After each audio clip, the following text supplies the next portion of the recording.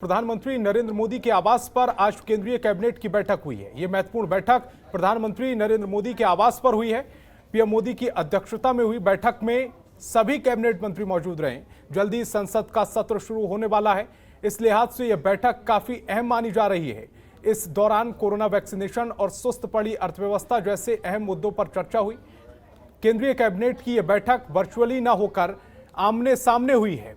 ऐसा करीब एक साल बाद हुआ है जब कैबिनेट की मीटिंग आमने सामने हुई है। इससे पहले पिछले साल अप्रैल में ही कैबिनेट मीटिंग आमने सामने हुई थी। वहीं प्रधानमंत्री मोदी मंत्रिमंडल के साथ भी बैठक करेंगे। वहीं संसद के मानसून सत्र से पहले 18 जुलाई को सर्वदलीय बैठक होगी। इस बैठक में प्रधानमंत्री मोदी भी मौजूद रहेंगे।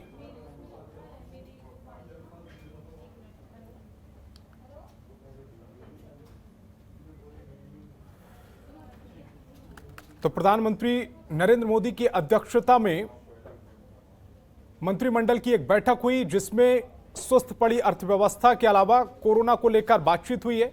जिन जगहों पर वैक्सीनेशन सुस्त पड़ा है उसको लेकर भी चर्चा हुई है और तीसरी संभावित लहर को लेकर किस तरह की तैयारियां होनी चाहिए और किस तरह से उस पर रोक लगानी है, इसको लेकर प्रस्ताव भी मांगा गया है, सुझाव भी मांगा गया है।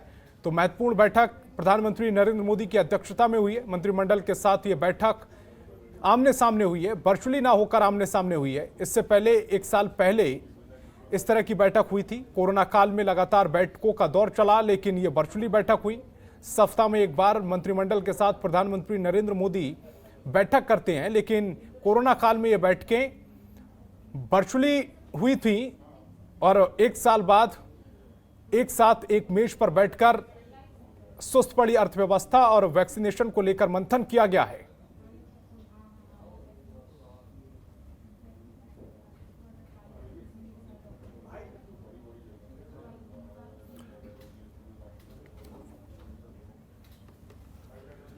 तो मंत्रिमंडल के साथ प्रधानमंत्री नरेंद्र मोदी की यह महत्वपूर्ण बैठक हुई है जिसमें कोरोना को लेकर चर्चा हुई है। इसके अलावा सुस्त पड़ी अर्थव्यवस्था को लेकर मंथन किया गया है।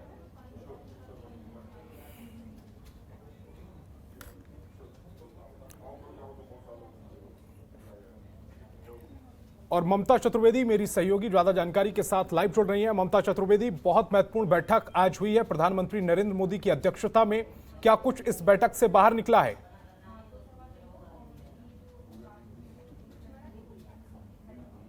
बाद प्रधानमंत्री की केंद्रीय कैबिनेट की बैठक फिजिकली हुई है, यानी कि सभी लोग प्रधानमंत्री आवास में मौजूद थे और लंबे समय से कोरोना संकट का वक्त चल रहा था, लिहाजा सारी मीटिंग वर्चुअली हो रही थी। लेकिन पहली बार ऐसा मौका है कि जब फिजिकली सभी लोग मौजूद रहे।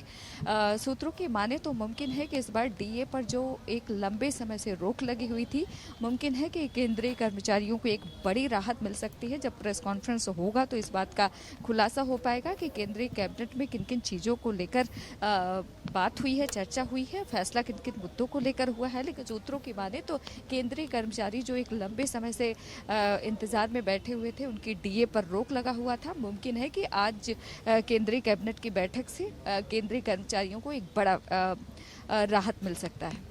ममता, इसके अलावा कोरोना को लेकर भी चर्चा हुई है। तीसरी लहर में कोरोना को लेकर किस तरह से काम करना है और जो संभावित तीसरी लहर है उसके दौरान किस तरह से सुझाव भी मांगे गए हैं कि किस तरह से मैनेजमेंट आगे बढ़ेगा?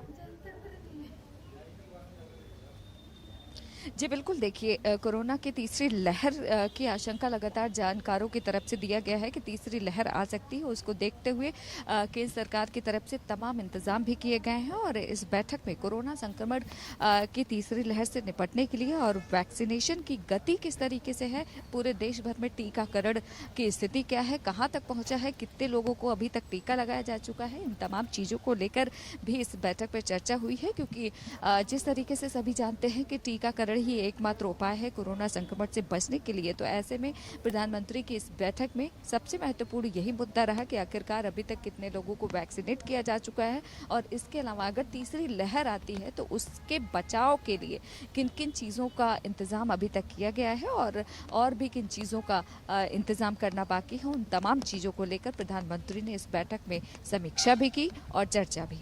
संतोष, इसके अलावा एक जो बड़ी बात निकलकर बाहर आ रही है वो 18 जुलाई को सर्वदलीय बैठक होगी जो जिसमें प्रधानमंत्री नरेंद्र मोदी भी शामिल होंगे।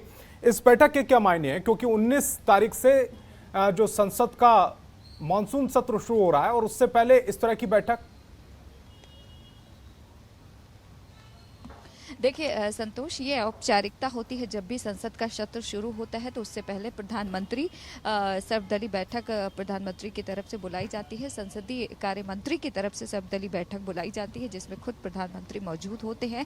बिल्कुल उसी तरीके से, क्योंकि 19 जुलाई को संसद का मॉनसून सत्र शुरू होना है और 18 तारीख को संसदीय दल की तमाम विपक्षी दलों की सर्वदलीय बैठक बुलाई गई है, जिसमें सभी दल के लोग इस बैठक में मौजूद होंगे और इसमें स्वयं प्रधानमंत्री नरेंद्र मोदी भी होंगे। और इस बैठक में उन तमाम मुद्दों पर प्रधानमंत्री एक सहमति बनाने की कोशिश करेंगे, जो मॉनसून सत्र के दौरान संसद के पटल पर पेश किया जाएगा, चाहे वो बिल हो या तमाम मुद्दों को लेकर, जिन जिन चीज़ों को लेकर संसद में चर्चा होने की संभावना है, या फिर जो बिल जैसे कि लगातार जनसंख्या को लेकर बात कही जा रही है, तो कई ऐसे बिल हैं जो लंबे समय से संसद में पेंडिंग है। उन बिल को लेकर भी प्रधानमंत्री इन लोगों से सहमति की गुजारिश कर सकते हैं। और ये एक औपचारिकता है संतोष। हमेशा ही जब भी संसद का सत्र शुरू होता है तो उससे पहले एक सर्वदलीय बैठक होती है और उस सर्वदलीय बैठक के दौरान तमाम जो मुद्दे होते हैं संसद में उठने वाले, उसका जिक्र किया जाता है और कोशिश होती है कि उन बिल पे एक सहमति बन जाए, तमाम जितने भी दल हैं उन लोगों की सहमति मिल जाए तो बिल को पास कराना आसान होता है। हालांकि ये एक औपचारिकता बस है। संतोष। ममता, इस तमाम जानकारी के लिए आपका बहुत बहुत शुक्रिया। खबरों के निष्पक्ष विश्लेषण के लिए सब्सक्राइब करें Jantantra TV and press the bell icon. Never miss any update.